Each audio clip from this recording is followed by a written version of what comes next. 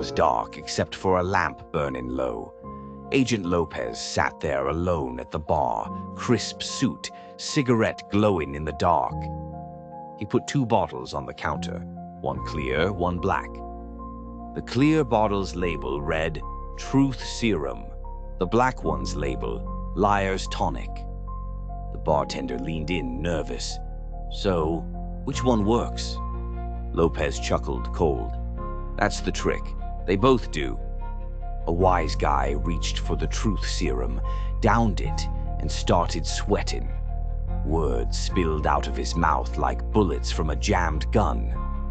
I tipped off the feds. I stole from the family. I buried Joey behind Ma's Deli. The bar went silent. Another guy, looking to top him, grabbed the Liar's Tonic. He gulped it, sat tall, and said, I'm a saint. I never touched the streets. And the crazy part? Everybody believed him. Lopez leaned back, blew a smoke ring, and smirked. Truth. Lies. Doesn't matter. You'll believe whichever one I sell you. The bartender muttered, side effects include paranoia, betrayal, and maybe ending up in somebody's federal file without knowing why. Lopez tapped the bottles together like a toast, eyes glinting. Don't trust me, but buy the bottle. The lamp flickered, the labels blurred, and just like that, the bottles melted into black and white typewriter ink. The scene shifted. The laughter died. Suddenly, this wasn't an ad anymore. It was a warning. Goku D'Angelo slamming his fist on the table, shouting for blood. Nick Palermo staring down at a fresh grave.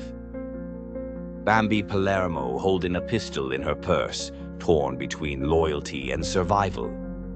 And Lopez, standing in the middle of it all, shadow long, cigarette in hand, a man playing both sides of the street. This ain't about bottles, this is about trust. And in Season 2, trust is the most dangerous drink on the menu. The bottles shattered in silence and the screen burned with the words, when the bottles shatter and the smoke clears, the screen don't go quiet.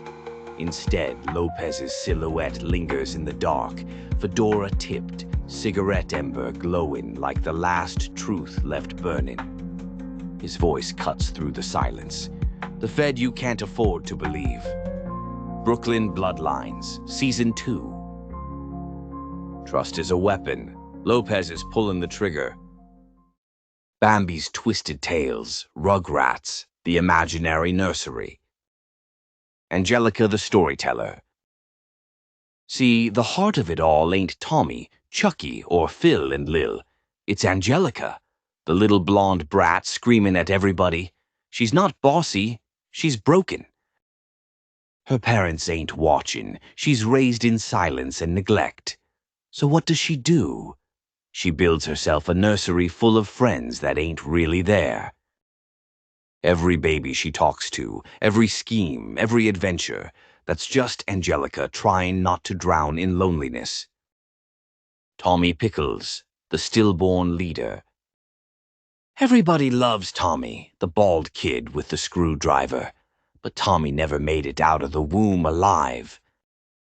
Born still, parents shattered, his dad Stu keeps tinkering with toys because he's trying to fill the void.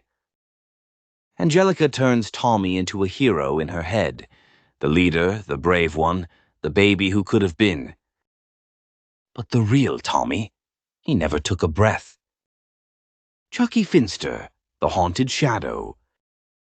Chuckie's whole deal is fear. He's scared of everything, whines, cries, clings to his dad. Know why? 'Cause Chuckie and his mom both died young, his mother from illness, him from complications after.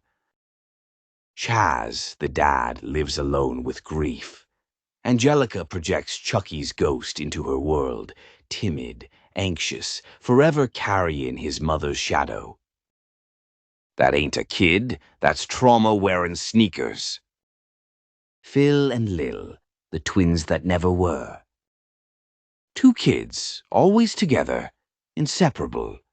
Thing is, they never made it to birth. Miscarriage. Gone before they even had names. Angelica don't know if they were boys or girls, so in her fantasy she splits them into twins. Mirror images, always fighting, always bonded. She creates both sides of what never got a chance to be. Dill, the break in the illusion. Then comes Dill, Tommy's little brother. And here's the kicker. Dill's real. Born after Tommy, alive and crying. But Angelica can't handle him. He don't fit her world, don't talk, don't play along. He's a baby who won't bend to her fantasy. That's why Angelica resents him. He's the reminder that the rest of the Rugrats don't exist outside her head. The parents, hollow adults. The adults in Rugrats, they're caricatures, distracted, clueless, half there. That's 'cause Angelica don't know how adults actually act. She sketches them from fragments, her mom working, her dad yelling, Stu tinkering, Dee Dee fretting. They're puppets built out of scraps of memory, shadows playing parts in her endless daydream. The imaginary playground. All those wild adventures, dinosaurs, aliens, time travel, they ain't real.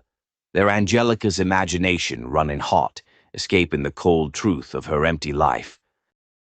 The Pickles house is just 4 walls. The playground is just a cracked backyard. And Angelica, she's sitting alone in the dirt, talking to no one. The horror of the nursery.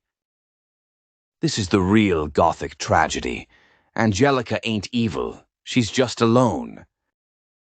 A kid too young to process grief, too desperate to face silence. So she makes friends out of ghosts, keeps them alive in her head, and when she screams at them, she's screaming at the void. Moral of the story. Sometimes the cartoons you laughed at are just pretty paint over raw wounds.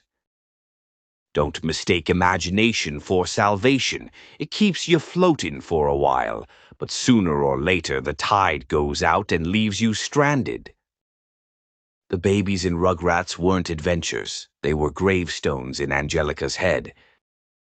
This has been Bambi's Twisted Tales. And remember, this ain't just a channel, it's the Pizzaverse. We don't hand you rattles and lullabies. We pull the blanket back and show you the ghosts still crying in the crib. Smash that like, hit subscribe, and ring the bell before the next cartoon you watch turns into a fucking obituary.